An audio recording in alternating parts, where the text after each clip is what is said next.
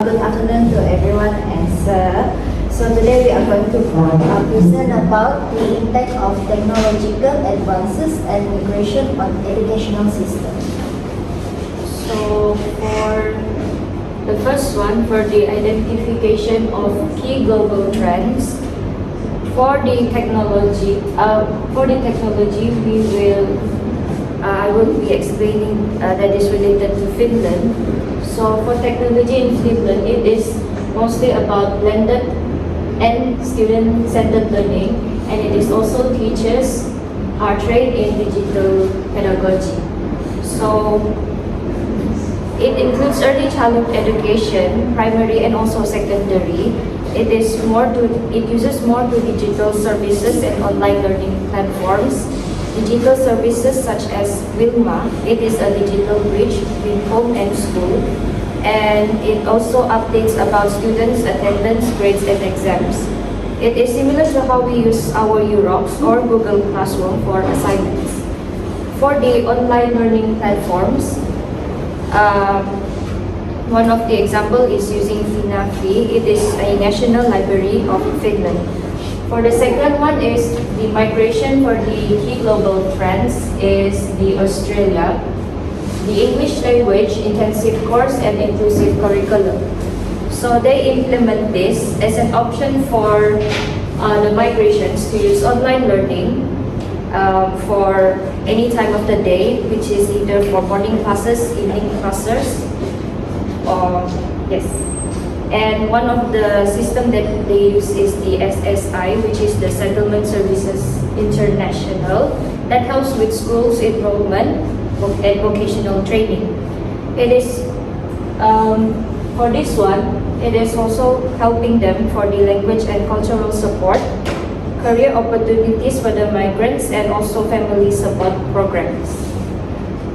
For the second one is the impact of educational policies and practices. It is also the same technology. We take Finland as an example and migration for Australia. For the technology, Finland has the impact for the technology is that Finland must have high digital literacy and they have to implement innovative classroom.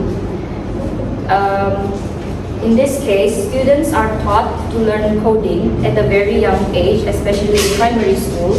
This is because it is to help them develop problem-solving skills and creativity. And one of the examples that they can use for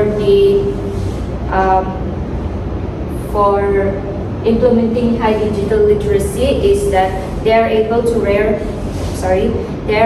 raise environmental awareness. And for the migration, Australia supports international and migrant students, and it is also to help with cultural understanding.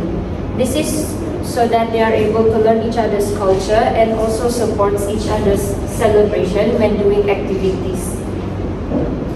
Okay, so for the next one, we are focusing on implications of three roles, which is teachers, students, and society. And here we took two countries, which is Finland and Germany.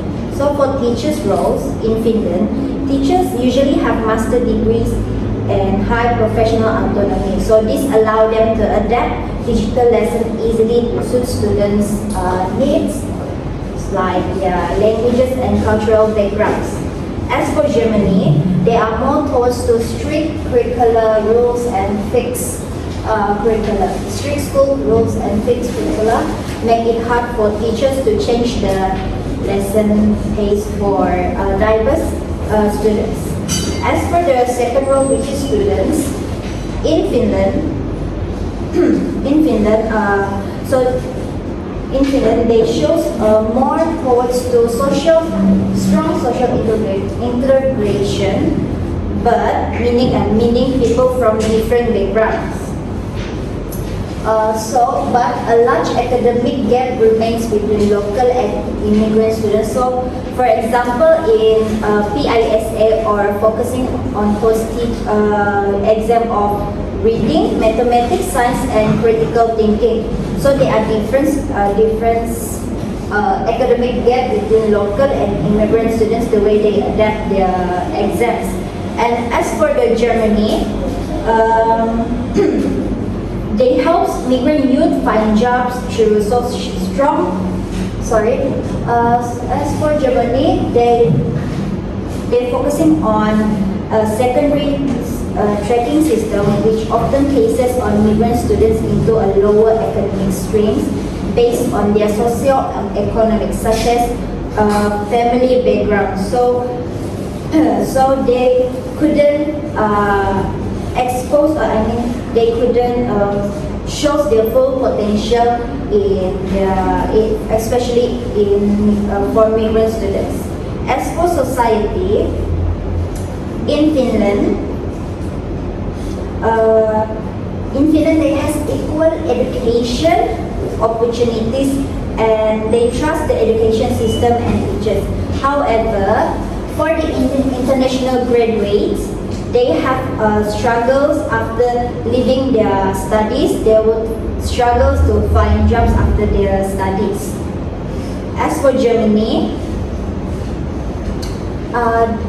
it will be easy for them to find jobs because there are more focuses on vocational training instead of academic. But it will create inequality and increase the risk of poverty and leading to long-term differences in society. So for the fourth one is practices. The fourth one, for the best practices that we can implement for the technological and migration in education is that for the technology is that we can ensure equal access to digital tools and also use technology to support teachers. This is to help with them to have accessible to certain designs and learning platforms for students, especially helping them with students with disabilities. And for the migration, for the migration, one of the best practices is to adapt the multilingual support and also teacher cultural training. This is to help with the bilingual education and also to use translation tools, especially for the migrant students. And also it helps to train teachers it trains teachers so that they are able to be aware with cultural awareness for classroom practices. So the last one is recommendation. So here we also took Finnish system, which is Finland and German. So for Finland system, we will recommend them to enhance early childhood support, which provide early and targeted funding for early education and care, for especially in PISA system or exam to improve their reading skills. And the second one is reach the post-grade work gap. So this targeted to university, which they should create a strong link or strong connection after they complete their practical to find their recommendation for their jobs, because it will be quite hard for them, especially in Finland after the study, especially for international students. And the next one is German system, delay academic streaming. So this is more towards to academic tracking should be postponed or delayed until age 14 or 16. So students stay in common school system before being separated into different academic paths, such as vocational. So this will give migrant students to have more time to develop their language and academic skills. And the last one is centralized digital strategy. So Germany should introduce a nationwide digital education standard. So all states in the German have used similar technology and system in school. For example, instead of using smart boards and fast internet, every school should receive equal digital resources. Doesn't matter where the area is. And that is all from us. Thank you.